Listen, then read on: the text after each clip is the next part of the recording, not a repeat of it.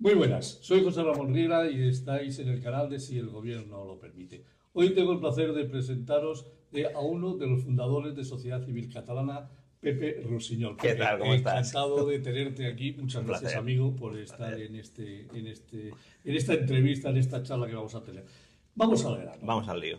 ¿Veremos al fugado cagón pasear por las Ramblas en Cataluña? Pues yo creo que es muy probable, porque al final efectivamente es un cagón y ha conseguido sus objetivos estratégicos, que es la amnistía y tener un escenario jurídico más o menos razonable. Además lo veremos con liturgia, lo veremos con acompañamiento. Será un poco como la marcha de Roma de, de los años 20 de Mussolini o algo parecido. Me refiero a liturgia, que nadie se preocupe, por ahora solo liturgia. Pero Bueno, alguna bueno, antorcha, bueno, por bueno. ahí. Porque además, no sé si sabéis, sabes que ellos son muy dados a esa imaginería de antorchas, fuego. O sea, estamos hablando de que recuerdan mucho los años entre guerras, de esa imaginería que tienen ellos. Pues yo me lo veo entrando por la diagonal, como entraron también ciertas tropas en su momento. O sea, lo veo muy así, además será muy simbólico y será su momentum de volver a empezar. O sea, mi tesis es que el proceso ya murió, porque si quieres hablamos después el por qué creo que es todo esto, pero se va a recomponer un neoprusés que será totalmente distinto. Entonces, cuéntame, es decir, ¿cuál es la situación real en estos momentos en Cataluña? Porque tú, aunque estás viviendo en Madrid, sé que lo vives en tus propias carnes. Una persona de Ripollet, Ripollet. es decir, no puede dejar de pensar en catalán y ser catalán hasta las últimas. O sea, Correcto. ¿cuál es la situación real en estos Pues momentos en yo creo que Cataluña? estamos en una situación tan absurda como paradigmática. Porque, Está bien. porque fíjate, mi tesis es que hubo un crescendo de enfrentamiento y polarización que lo vimos en la cúspide en octubre del 2019, cuando Tsunami Democrata y los enfrentamientos, la toma del aeropuerto, policías gravemente heridos, gracias a Dios no hubo ningún muerto, ellos buscaban un muerto, por supuesto. Esa activación de esas tropas de asalto en forma de tsunami democrático o los CDR de imposición social por parte de estas organizaciones fue la punta y ahí empezó a decaer. ¿Por qué empezó a decaer? Mi tesis, esto es mi tesis. Sí, sí, no. Claro, Siéntete libre de hacer tu tesis. claro, fijaos, no sé si que nos escuche, desde que empezó el procés original, empezó más o menos cuando el tema de la sentencia del estatuto. Entonces el presidente Montilla traicionó su electorado y se aferró a esta lógica nacionalista. A partir de aquí se generó un relato que era básicamente la revolución de las sonrisas, que todo era sonrisas, todo era magnífico, todo era positivo, todo era propositivo, que no pasaba nada, que iban los niños con los carritos de los bebés, con los globos, en a la feria, etc. ¿Qué ocurrió? Cuando empiezas un proceso revolucionario, no es verdad, no es ni sonrisas, ni propositivo, ni nada por el estilo. Entonces, a partir del 1 de octubre se empezó a visualizar que esto era algo serio. Entonces, en la población catalana, y vengo a referirme no solo, ¿sabes? Esto es como la campana de Gauss, ¿sabes? Solo se ven los extremos, pero la parte cóncava de la campana es donde está realmente el núcleo de la sociedad. Empezó a percibir que toda esta cantinela de lo positivo no era verdad, era otra de las tan grandes mentiras que ha hecho el nacionalismo durante estos años. Y a partir de empezó a decaer el apoyo social. Y la paradoja es que yo creo que ha bajado exponencialmente el apoyo al separatismo. Tú vas por Barcelona y ves alguna bandera independentista, por cierto, muchas estaban roídas ya, porque no las cambian, están allí intentando aguantar el temporal. Y recuerdo que hace no mucho, hace pocos meses fui a la boda del hijo de una prima mía, y muy independentista, muy buena persona, muy charnega, ¿sabes? Tiene un catalán que mejor que no lo intente, porque vamos, es terrible el catalán que tiene esta mujer. Independentista. Pero muy charnego, Sí, sí, bueno. pero muy buena gente también, es cierto. Sí. Y entonces me dijo, allí en el fragor de la boda, de la posboda, me decía, Pepe, al final he votado al PACMA, porque ya estoy harto de que me mientan, ¿sabes? Entonces, ese hartazgo se visualiza en la gente, se ve una Cataluña que cada vez es más decadente. Tú que eres economista, la decadencia no es algo que se perciba al inmediato, pero paulatinamente van cayendo, paulatinamente la seguridad, etcétera. Entonces, yo creo que el apoyo social ha bajado exponencialmente y se ha mantenido, se ha insuflado desde Madrid porque intereses particulares de Pedro Sánchez. Total, no me quiero enrollar mucho. No, no. Pero mi tesis, lo que ocurrió en las elecciones autonómicas, que Salvadorilla ganó la partida, en este caso, veremos qué pasa después, es un síntoma de un cambio de paradigma. Es decir, Illa, que es el tío más listo de la política catalana, con diferencia, no sé si estás de acuerdo conmigo, José, esto es descriptivo, ¿eh? No. Luego te doy mi opinión. Es descriptivo. Este hombre quiere rehabilitar a Trapero. Para quien no conozca a Trapero, Sí, es el comisario de los sí. Mossos del 1 de octubre, y se va a TV3, a la televisión autonómica catalana, y reivindica que sale en castellano en la televisión catalana. Es decir, a Juan y Juanillo, a Dios y al diablo, con lo cual fue una jugada muy inteligente desde su punto de vista, ¿no? Entonces, mi tesis es, hay un cambio de paradigma profundo que los políticos creo que nos están visualizando que también se vertebra desde la juventud. Nosotros encargamos un estudio demoscópico con Narciso Michavila y dije, Narciso, quiero saber el grado de radicalidad de todo ese calidoscopio que es el separatismo. O sea, siempre intentamos a grandes agregados, pero como bien sabes, si desagregas, entonces ves mucho más lo que está ocurriendo. Entonces, en ese estudio muy chulo, que me pareció una cosa espectacular, que no sé por qué hicimos unos tipos como nosotros, unos ciudadanos de a pie, y no lo hizo el gobierno. Sí, bueno, a lo mejor lo tienen, ¿eh? A lo mejor lo tienen y bueno, lo usan. El anterior ya te digo que no. No. Ya te digo que no. Vale. Esto es información. Bueno, total. Lo más relevante de aquel estudio, y se ha ido corroborando con estudios actuales del CEO, del Centro de Estudios de Opinión, que es como el CIS catalán, es que el apoyo al independentismo por parte de los jóvenes cada vez es menor. Sí, una cosa paradójica. Fíjate, en ese estudio de GAT3, la paradoja, hicimos focus group y estas cosas, y la gente más mayor, de 50 hacia arriba, decían, pues si hace falta un muerto, era gente muy agresiva, y luego los jóvenes decían, no, es que claro, Madrid no nos quiere, España no nos entiende, era mucho más naif. Entonces, hay un cambio cultural profundo que es en los jóvenes. ¿Por qué los jóvenes? Pues los jóvenes no se informan por la tele, se informan por TikTok, por Instagram, y entonces, ¿qué idiomas se utilizan en esos canales? Que es el español o el inglés, depende de cada uno, y por supuesto, el relato que se explica ahí no es el relato oficial de la Generalitat. Y es como ha entrado como si fuese en un cuchillo en mantequilla, porque no penetra en ese tipo y esa base es un cambio de paradigma.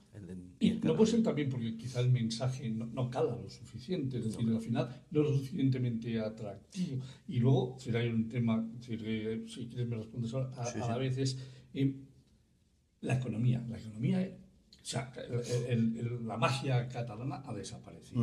No tiene nada que ver lo que pasaba en el 2000 o antes a lo que está pasando 25 años casi después. Se ha perdido capacidad adquisitiva, es decir, se han cerrado muchos negocios, se han ido muchas empresas y claro, todavía no notas el 100% del efecto económico, pero es cuando ya sí que lo empiezas a ver día a día. Es decir, hay menos turismo, va menos turismo. Es decir, antes Cataluña ingresaba al año casi 10.000 millones de euros en turismo y este año sí llega. Es decir, a precios corrientes a los 7.000 puede hacer una fiesta. Con lo cual, eso hace que en definitiva la economía se note y en los hogares se note y en la gente joven, pues el que vive en los hogares también note que hay menos... Es posible, pero fíjate, yo esto, vamos, mi forma de entender la vida es un poco también extraña, pero yo creo que ahí la capa profunda es la capa cultural y narrativa que hace que hayan cambios hacia arriba, ¿sabes? Esa capa más estructural, yo no soy muy estructuralista, pero estructural de la economía, por supuesto, está impactando, y pues está la capa del corto plazo, que es la política. Claro, y la política que ha ocurrido, que hemos sufrido en Barcelona 8 años por lo menos de Colau, que puede salir mal, que ha impactado, y hemos sufrido lo que es un gobierno de separatistas. Y la población ha visto, oye, esto es un auténtico desastre. Entonces, si tú coges todas estas capas profundas, capa económica, como bien dices, la decadencia no es algo que se perciba al instante, pues es el cóctel del cambio del paradigma. Ahora bien, si tú interpretas ese cambio de paradigma social, económico y cultural que estamos diciendo ahora y lo elevas a unas elecciones generales, que por cierto, recordad que el poder está en Moncloa, no está en este país, por mucho que esté descentralizado, que se manda es Moncloa, por razones que habría mucho que explicar. Si tú coges el crecimiento de votos de Salvador Illa, lo extrapolas a un crecimiento en generales, porque sabes que siempre hay un gap superior a favor de Illa, Pedro Sánchez no sacaría 19 diputados al Congreso por Cataluña, sacaría por lo menos 25. ¿Ves lo que te digo? ¿Sabes esos 6 o 7 que necesita? ¿Sabes? Un cambio telúrico en profundidad. O sea, si haces una extrapolación, lo que ha ocurrido en europeas, el soportar, como ha soportado Sánchez después de todo, Begoñas y todas estas cosas, hay signos de que algo está cambiando. Sánchez se come al nacionalismo, Sánchez se come a sus amigos de la ultraizquierda, pues no sé cómo llamarlos, ya no sé cómo denominar, el populismo se come a la ultraizquierda, y este cambio de paradigma de Cataluña, que es el último caladero de votos que tiene Sánchez en nuestra nación, yo creo que puede haber un cambio en el corto plazo interesante. Pero con eso me quieres decir que Illa no va a asumir el 100% de los postulados del separatismo. No, porque es un tipo listo. Al final es un tipo listo, pero es un tipo que está, digámosle, sometido a lo que diga Sánchez, sin ningún género de dudas. Es decir, si Sánchez le dice salta, él le dirá a qué altura. Es que no, que nadie se lleve a equivoco. Illa es un tipo listo, pero no se muere ni un milímetro de la izquierda o derecha de lo que no lo diga su jefe. Esto también es información, esto no es opinión. Perfecto. Una preguntita. ¿El caso catalán es un caso singular, como pretende decirnos Sánchez en estos momentos? Es decir, para terminar cediéndole el 100% de los ingresos que le corresponderían a Cataluña y, por lo tanto, cargarse el modelo de financiación autonómica? La respuesta, por supuesto, no. ¿Sabes? En un contexto europeo no hay ninguna singularidad. El caso vasco es una singularidad de la singularidad. No tiene ningún sentido. Pero incluido en una constitución, pactado en el 78... Somos constitucionalistas y lo respetamos, pero desde fuera, o sea, haces una mirada desde la aérea y dices, ostras, ¿qué está pasando en el país? Bueno, como yo soy constitucionalista, hasta lo que no me gusta, lo aceptamos. Pero Cataluña, por supuesto, no. Pero fíjate, más allá de romper el modelo de repente... Por cierto, modelo también de política internacional que se cambió en 2 meses. Esto tampoco es algo bajo el sol. Bajo el sol. El problema de ese cambio, yo entiendo tu posición como economista, pero a mí me preocupa mucho una cosa. Una de las estructuras de Estado que quisieron poner en marcha en el 2016-17 en Cataluña fue tener una agencia tributaria propia, no sé si recuerdas aquello. ¿Por qué una agencia tributaria propia? Bueno, ahora, si me permites, me voy a retrotraer a la Unión Soviética. En el año 81, te digo de memoria, si me equivoco en alguna fecha concreta, me disculpas, creo que fue en el 88-89, la Unión Soviética decidió que cada federación, sabes que era una federación de países y estas cosas que hacían ellos, y cada federación tuviese su propia recaudación y después diese el recaudado a la Unión Soviética. Eso fue darle la llave a Boris Yeltsin para cargarse a la Unión Soviética. Que para mí muy bien que se cargase a la Unión Soviética, por supuesto. Pero como estructura le estás dando las llaves para el próximo desafío. Ellos tienen las llaves, cierran y se acabó la película. ¿Sabes? Esa es la gran cuestión. No es una cuestión ya que sea justo, injusto, moral, inmoral. Es una cuestión estratégica, ¿no? Una cuestión de Estado. No puedes darle las llaves de la caja a alguien que es absolutamente desleal. Es de primero de política de Estado. Y eso es lo que más me preocupa. Después vienen las derivadas del otro. ¿Crees que se lo van a dar? ¿Vamos a llegar a ello? ¿O va a haber elecciones anticipadas en Cataluña? Yo creo y espero que haya elecciones anticipadas en Cataluña y generales.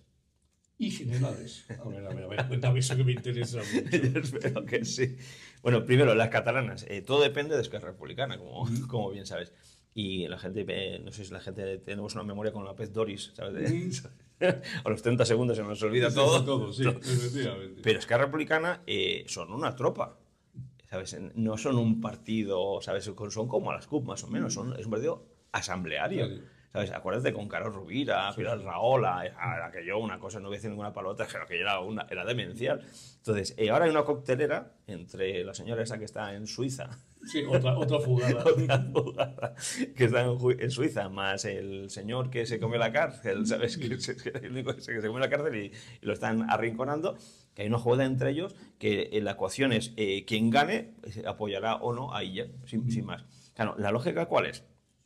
si el fenómeno de comerse, que como Sánchez está comiendo a sus hijos, digámosle, O sea, Sumar, Podemos. a Esquerra Republicana, como hemos visto en Cataluña, si no paran esa sangría, a medio plazo desaparecen. Claro, yo estratégicamente uno diría, oye, no, yo apoyo ahí, ya me quedo ahí, ¿sabes? Tengo un par de consejerías allá, me quedo ahí con la teta del Estado, ¿o qué hago? O miro más estratégicamente y me separo y empiezo a enarbolar un neoprusés. Yo creo que es la segunda parte, ¿sabes? Porque además la señora que está en Suiza, pues está en la mar de bien, no sabe muy bien de qué vive, pues Suiza no es barato vivir en Suiza. No, Es muchas cosas, pero no es barato. Entonces dependerá de esta señora que no tiene esas necesidades que tiene Oriol Junqueras en Cataluña, la decisión. Yo creo que lo más probable es que al final digan no y convoquen elecciones en octubre. Además, octubre para ellos todo siempre es muy simbólico, ¿sabes? Estas cosas. Muy simbólico en octubre, convocan elecciones y es repetición electoral. ¿Le puede ir mal a Esquerra Republicana? Por supuesto, pero no desaparecería a medio plazo. Esa es mi tesis de que yo creo que es lo más probable. Pero claro, Esquerra Republicana es una tropa. Pero siendo una tropa, ¿cabe alguna posibilidad que hagan una coalición bien montada entre Junts y Esquerra, vayan juntos en un grupo unitario, en la cual 35 más 20 no suman 55, sino que Sí. pueden sumar 60 Correcto. y le pueden restar un porcentaje importante de votos al Partido Socialista de Cataluña? Es una opción porque acuérdate que cuando a la hora de pactar la investidura de Illa, quien fue primero a ver a Marta Rovira fue Junts, un emisario de Junts, y después fue el del Partido Socialista, con lo cual hay una competencia para eso, por supuesto. Y es lo que te decía, esa posible fusión, coalición o lo que fuera, es ese neoprusés que ellos necesitan. Es mi tesis. O sea que tú lo que ves es elecciones anticipadas en un porcentaje Alto. muy alto. Sí, sí, sí. Si no van juntos, es decir, la victoria va a ser de Illa de forma mejoraría. espectacular, Sí, ¿no? sí, mejoraría. Y ahí es donde tú crees que si fuese así, se convocarían generales. Sí. Porque esos 19 se pueden pasar, como tú dices, en las generales, en Cataluña 25, y si como parece, tampoco pierde tanto el Partido Socialista porque se está comiendo a Sumar, Sí. podría estar pero muy cerquita claro, de los datos del Sumar, PP. BNG, ¿sabes? Sí, sí. O sea, quiero decir, y con nuestro sistema electoral, que como bien sabes, tiene un sesgo muy mayoritario por la repartición por provincias. Por ejemplo, si tú vienes a Cataluña, Barcelona, muy bien, pero en Lerida, ¿sabes? El peso, ¿sabes? El sesgo mayoritario que hay en Lerida le favorecería mucho a... Entonces separaría la cesión de Correcto. la agencia Exactamente. tributaria. Pero si apoyan a ella, imagínate por un momento que Esquerra dice, bueno, yo me puedo apuntar un tanto de que si apoyo a ella voy a conseguir la agencia tributaria. Y entonces, oiga, no, el que se ha traído la agencia tributaria soy yo, no ha sido el fugado, Sí. porque yo soy el que está apoyando a Salvador y la agencia tributaria está en Cataluña porque me la he traído yo. Si no, no hubiese venido. Sí. Y a lo mejor esa... Digo, puede ser. Tú de esto sabes más que yo. No, pero eso puede ser. Pero es que, como está, Sánchez creó un gobierno inestable y ahora está en una inestabilidad de gobierno, ¿sabes? Porque claro, esto está muy bien, ¿eh? Pero, ¿y entonces qué pasa en Moncloa? Porque está Pucci. ¿Sabes? Quiero decir, que ¿sabes? Que no, son contrapesos de los contrapesos de los contrapesos.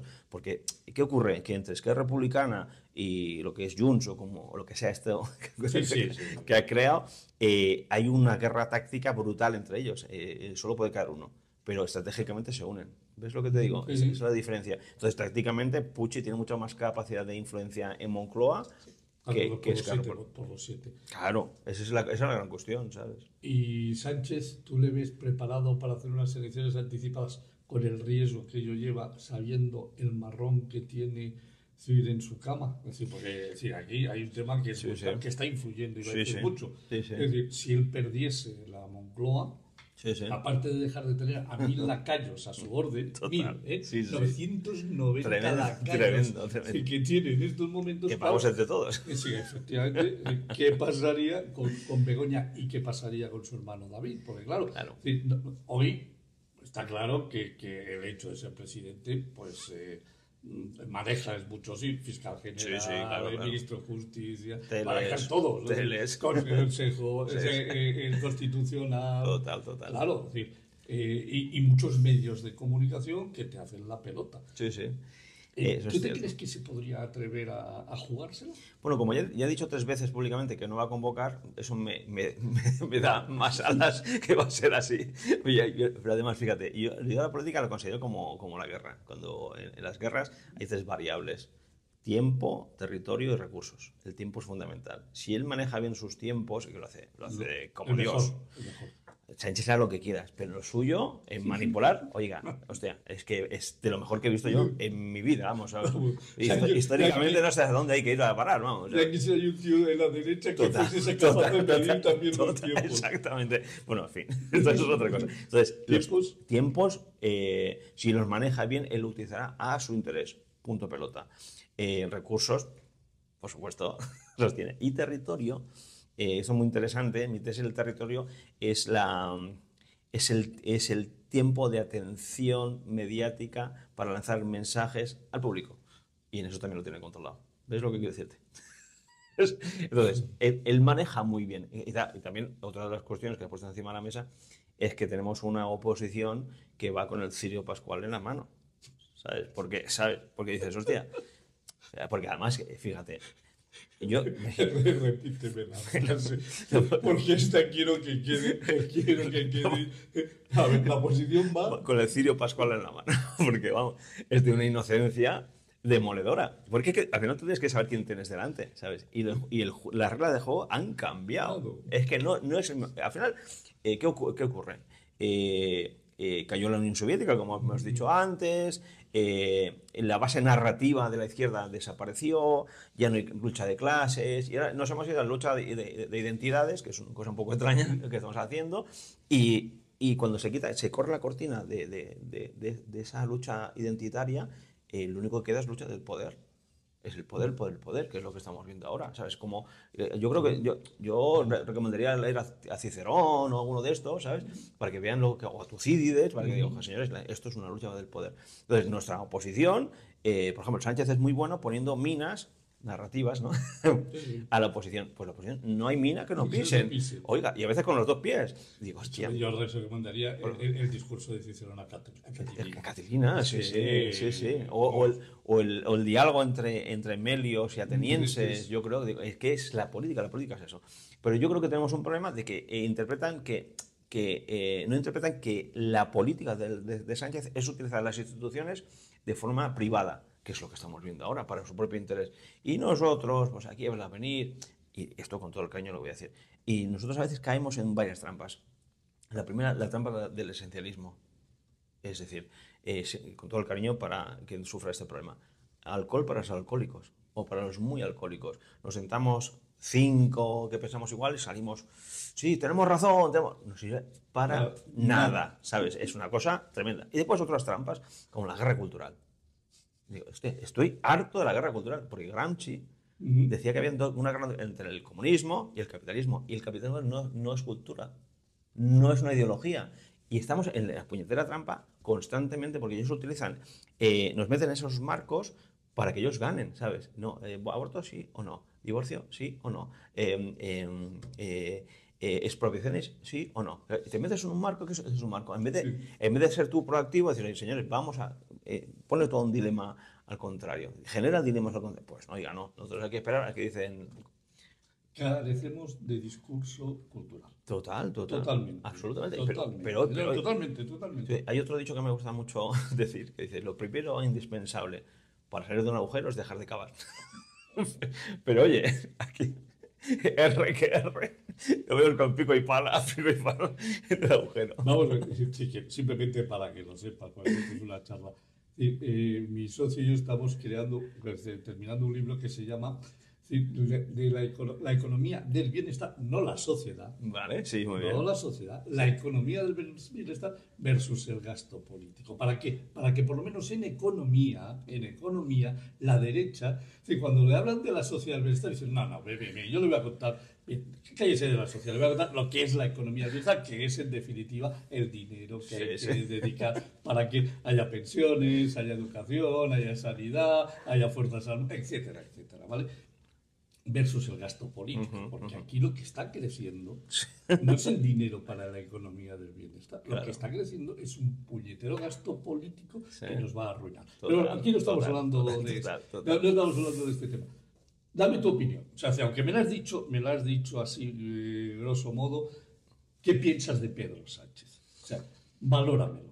Fíjate, yo Pedro Sánchez, sabes que lo conozco personalmente, vamos. ¿Sabes? Sí, porque además te entrevistaste desde Sociedad Civil con él, cuando era el jefe de la oposición, cuando estaba en el Partido Socialista. Correcto, quiero decir, al final cuando yo digo que conozco a alguien, tal no significa que he estado en un acto con 1000 personas. No, estuviste como tú y yo. Igual que con Soraya, igual que con Rivera, igual que con un montón de gente. Te reuniste, lo sé, cuéntamelo. Que yo no sé si es algo muy positivo también. Bueno, pero mi tesis es que en una vida pasada anterior mía fui muy malo, lo he pagado todo en esta. No entiendo las cosas que me metí. Yo creo que Sánchez es un killer político, que tiene claro que antes de nada es él, después él y por tercera parte es él. Hace todos los movimientos de forma muy personalista, es que sí que es cierto que tiene muchos asesores y tal, pero quien manda indefectiblemente es Pedro Sánchez, ni Iván Redondos, ni nada por el estilo, todo el que no le suma, le resta. O sea, es una lógica muy militar, es decir, al final su objetivo es permanecer en la Moncloa y su principal definición es la ambición. Pero si me permites un comentario. Yo creo que la ambición de Sánchez, que creo que es su principal denominador común, y después tiene unos cuantos más, ¿sabes? Es su fuerza y su debilidad. Claro, yo tengo otra tesis más. No, por favor. Que es, ¿tú recuerdas en 2016, en la segunda convocatoria de 2016, que... ¿No recuerdas que se presentó, no recuerdo dónde era la ubicación, pero en un escenario muy grande, con una pantalla hiperbólica de estas tipo americanas y tal, y una bandera nacional que ríete la del Colón, 2016. 2000, estamos en 2024 y ha hecho la amnistía con... ¿Ves lo que quiero decir? Sí. Entonces, se puede volver en la mayor bandera española para quitársela después y darle la vuelta, es de doble capa. Es de doble capa, pero eso... tú imagínate, una hipótesis, imagínate que ahora ese cambio de paradigma que hemos dicho, sociocultural que hemos dicho antes, lo interpreta así, calcula sus 19-25 más otros, País Vasco, Galicia o lo que fuere, Valencia, lo que fuere, no lo sé ahora mismo, lo interpreta de esta manera, ve que el tiempo va en su contra, con lo cual tiene que convocar antes por temas personales, como llaman del círculo íntimo, como dice Feijóo, y dice, pues yo ahora salgo, me vuelvo otra vez en la bandera nacional. Digo que mi política ha frenado el nacionalismo, como se demuestra cada vez tiene menos apoyo gracias a mí, y además soy el último baluarte con la ola de la ultraderecha y extrema derecha que viene de Europa. Claro, esto funciona. ¿Por qué? Porque en nuestro país hay un sustrato cultural, guerra civilista, que esto es muy eficaz, y por eso lo de Begoñas y no Begoñas es más ineficaz que en otros países, si ocurriese en otros países. ¿Eso podría pasar? Si yo fuese Sánchez, yo lo tenía encima de la mesa. Y se lo compran, ¿eh? Vamos, se lo compran. Yo estoy convencido de que una cosa es lo que publica el CIS y lo que nos cuenta, y otras los millones de euros que le ha dado extras al CIS para que haga análisis demoscópicos de verdad. No se publica. Correcto, es decir, correcto. Y tiene toda la capacidad demoscópica del dinero de presidencia del gobierno, que son muchos millones de euros, para estar teniendo informes todas las semanas de lo que está pasando en cada lugar, en cada sitio. Pero de verdad, no los que publican, sino los que le da el personal. Y cuando esa suma diga, ¿me da? Tacatá. Y por supuesto, toda la oposición está preparadísima y nos prepara, como dicen en Mallorca, con los calzones abajo. Bueno, estoy convencido. Hablaremos ahora un poquito de la posibilidad. Antes, ¿cómo se le ha podido ir de la mano el tema de Begoña? ¿Qué crees que ha podido pasar? Yo es que no lo entiendo realmente. Hay cosas que dices, ostras, estás eres presidente del gobierno, tienes asegurado el resto de tu vida, porque el presidente del gobierno, como bien sabes, el resto de su vida pues tendrá su sueldo, su escolta, su oficina, su despacho y todo lo demás. Oiga, tú, lo que el común de los mortales tenemos que trabajar todos los días, ¿sabes? Buscando clientes y facturando, él ya lo tiene arreglado. No entiendo, yo creo que cuando una persona llega a ese grado de poder y esa visión, se cree inmune. Y además, yo creo que se le come el personaje, ¿sabes? Se ve a sí mismo proyectado en el futuro. Eso pasa mucho en Cataluña, Artur Mas, ¿no te acuerdas? El tío ahí como si fuese Moisés, el tío, delante de las aguas. Yo creo que es un fenómeno psicológico que les hace que es inmunes y se autojustifican todo. Si presuntamente lo que se está publicando es verdad, yo, como persona, yo no lo entiendo. En serio, ¿qué necesidad tienes tú de eso? O si Begoña, si realmente es cierto, ¿es una cuestión de solo de vanidad? Vamos a ver, O también es, hay ¿sabes? hechos que son, es decir, vamos, es decir, que el rector de la universidad un mes antes se sienta delante de una cámara y dice que va a haber un máster en el tema, es decir, que está hablando del máster de Begoña que sale un mes después y que todavía no se ha firmado el acuerdo, pero ya hay la pasta de la Caixa y de no sé quién y de no sé cuánto. Eso es una verdad Sí, sí, no, absoluta, correcto. ¿eh? No, yo me refería a Sí, sí, cuestiones claro, penales. sí, Me sí, sí, refiero, claro, ¿sabes? pero claro, es que eso es decir, una forma de influir directamente. Absolutamente. Dos, las cartas de Begoña pidiendo que se favorezca determinadas Hay algo raro aquí, ¿eh? vamos, y luego, es decir, que se ha quedado un software Sí. y se lo ha apropiado. Yo no sé, yo no sé si eso es delito o no es delito, solo tiene que decir un juez, Claro. pero hombre, no suena bonito. Huele a podrido en Dinamarca. No, efectivamente. Sí, sí. Pero fíjate, una de las cosas que digo, ¿es solo dinero? Pero fíjate, no, sin broma esto, ¿eh? Pero fíjate, No.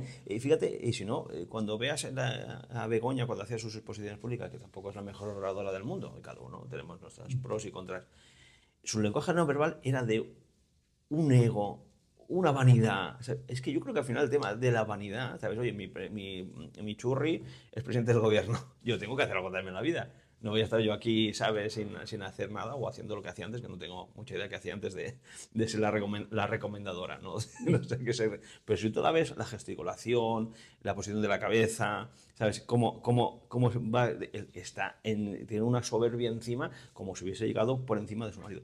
Es que esto, al final, la psicología es fundamental a la hora del comportamiento de los líderes.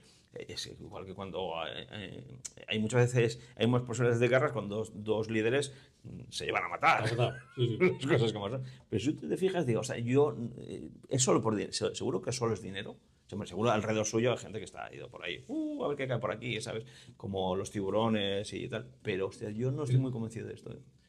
Solo dinero no es. No, es que si no. Yo creo que hay un afán de poder, de publicidad, de que, bueno, pues es decir, tiene una serie de carencias, entre ellas, bueno, su formación académica, y entonces ahora ser catedrática de director de la cátedra, pues mola mucho. Sí. Cuando para ser catedrático en este país, primero tienes que ser doctor. Y si no eres doctor, primero tienes que ser licenciado, luego eres doctor y luego ya haces la tesis doctoral y luego ya opositas. Exacto.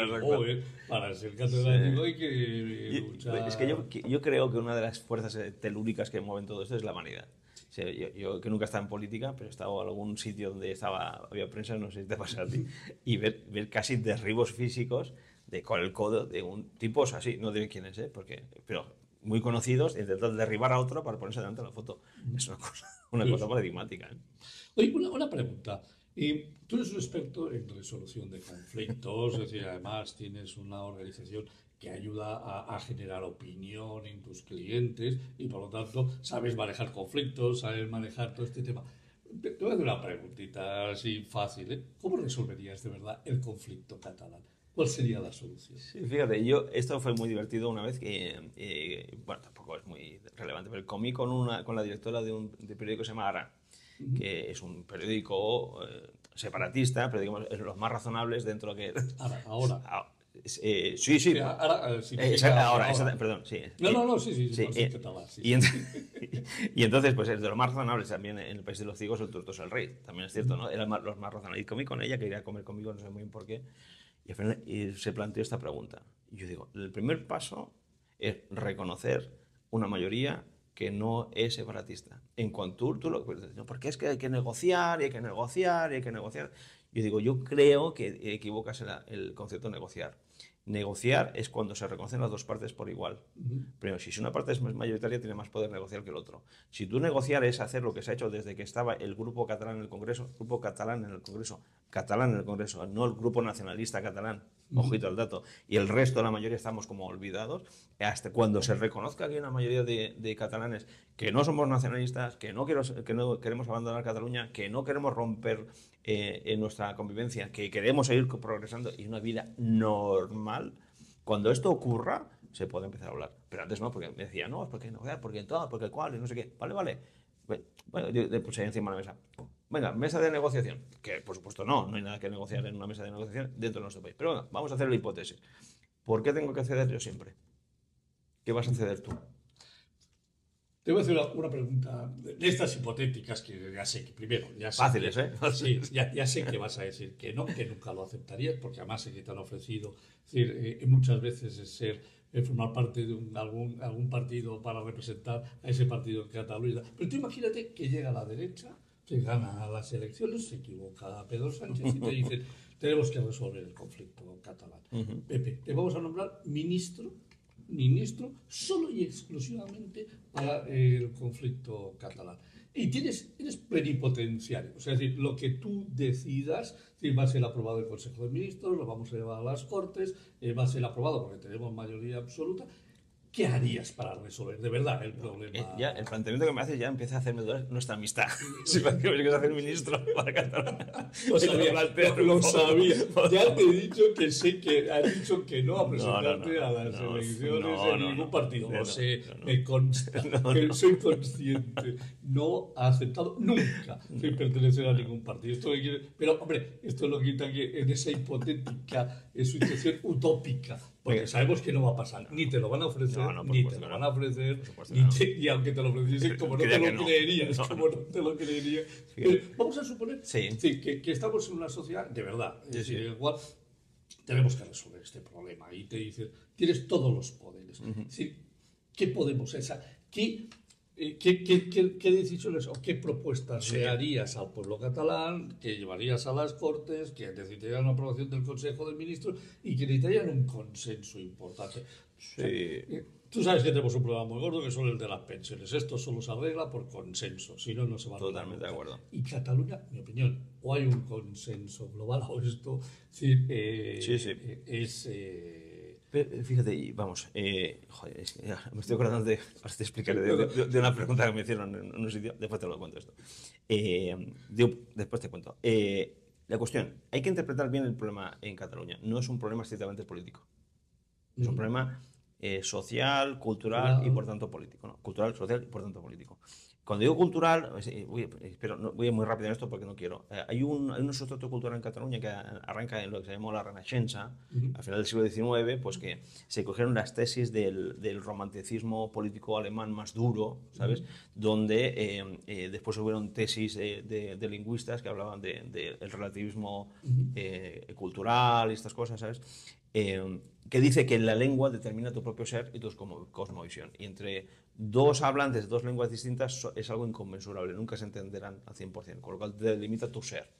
Te lo digo porque esto hay que entenderlo, ¿sabes? Sí. Ese relativismo lingüístico que se llama la hipótesis Sapir-Whorf, que totalmente demostrada, por supuesto, es junto a la Renaixença, es un sustrato cultural muy poderoso que hace que haya cierta superioridad moral respecto al resto del mundo. Es un poco pueblo elegido. Esto, por un lado.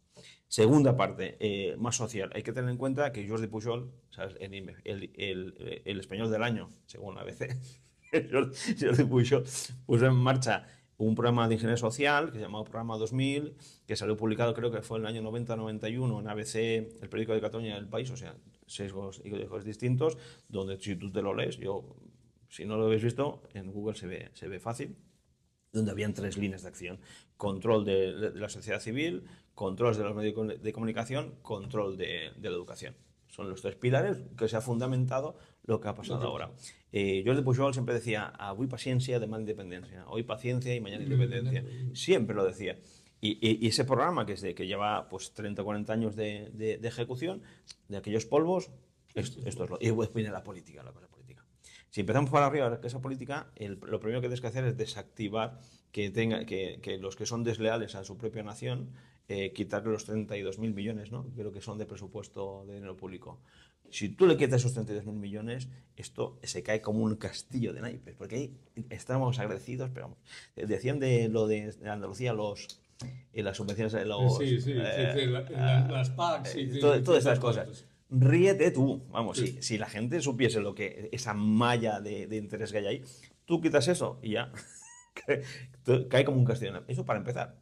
Segundo, si coges esas tres ejes de Pujol, lo que hay que empezar es por los medios de comunicación. Es decir, tienes que hacer medios de comunicación libres. La sociedad tiene derecho a informarse como quiera. El ciudadano es el soberano. No hay ningún poder por encima que tenga que adoctrinarle de ninguna manera. De ninguna manera. Yo soy muy liberal, como puedes observar. La sociedad civil caerá por su peso cuando le quites la malla de subvenciones, porque entonces ya no habrá aquí. Tengo una anécdota muy interesante a ese respecto. Y la tercera es la educación. La educación es la más difícil. ¿Por qué? Exactamente. Es que esa pregunta me recuerdo que una vez el Partido Popular me invitó a una convención, no sé, estos partidos que hacen sus cosas, ¿no? Que se reúnen mucha gente en Sevilla, no sé qué. Y estaba en una tertulia que habían un diputado, Soraya Santa María, un servidor y una cuarta persona que no recuerdo quién es ahora mismo. ¿Vale? Y entonces el público, un diputado creo que es extremeño, se levantó una pregunta. ¿Por qué no en la educación le echamos a todos y no sé qué? Oye, digo, no, esto no funciona así. Si tienes al 70% o 80% de los profesores que son casi comisarios políticos, solo tienes que empezar a oxigenar por debajo. Y en 10 años has oxigenado. Pero de otra manera no puedes hacerlo. Es imposible. Oye, ¿nos gustará más o no puedes revertir 40 años en 2 años? Totalmente de acuerdo. Esa visión a largo plazo. Pero has dado también en un punto muy clave. Es decir, que son los presupuestos oficiales de la Generalitat son 85.000 perdón. 85.000 millones. 85.000. ¿Pero de los cuales? No. Es que vas muy bien encaminado a lo de los 30.000, a los 32.000. O sea, oficialmente se le presenta al Ministerio de Hacienda alrededor de 55. Porque los otros 30 no se le presentan, son organismos que están fuera del ámbito. Pero necesitan dinero. ¿Y de dónde lo sacan? Pues de los flash, de los no sé qué. Claro, por eso Cataluña necesita los 55.000 millones de los que habla ella en estos momentos. Claro. Porque con eso pagan de verdad, el presupuesto tal. Y luego trampeando todo lo demás. Con los otros 15.000 que sacan de impuestos propios, ya están en 70.000, ya les falta menos. Sí. Ya van a endeudar en 15.000, tal, con un PIB de 250.000 millones, 15.000, vale, es una deudita, tal, no sé qué. Es decir, lo tienen muy bien pensado ese tema. Sí. Es decir, o sea, que no son nada en absoluto. Entonces, sí, evidentemente, si tú no se lo permites, y esto se lo han permitido todos, sí. Todos. De primero al último. No, empezando por José María Aznar, que ya les dejó ir creando todas las empresas, organismos autónomos no consolidables. Es decir, pues ahí eso ha ido pasando de 10, de 20, 30 a 510, como hay en estos momentos. Entonces, o desenchufas o no hay tu tiempo. Y de acuerdo. Y la educación tiene que ser un plan a muy largo plazo. No menos un cuarto de siglo. Total. Es una cosa casi generacional. Claro, y hay que ir haciendo, te quito de aquí, con lo cual ya no puedes poco a poco. Claro. Y de forma no colisionar, ¿sabes? Y no crear dos frentes, no crear dos comunidades, porque no es cierto, no existen. Y fíjate, esto que te estoy diciendo ahora, falta una pata más, que es el tema emocional y simbólico, ¿sabes? También hay que emocionar por aquí, ¿sabes? No solo es racionalidad. Hablaba con una persona y le decía, oye, ¿por qué no se hace una especie de Erasmus de la gente de nuestra BUP, que ahora se llama eso, ¿cómo se llama? Que vayan por todas las comunidades autónomas? ¿Sabes? Ese chico o chica que su primer beso catalana sea con un chico o chica de Sevilla. ¿Sabes lo que te digo? Esa conexión emocional no existe. No se ha hecho pedagogía. Nadie ha dicho que es España. Nadie ha puesto en valor lo que somos.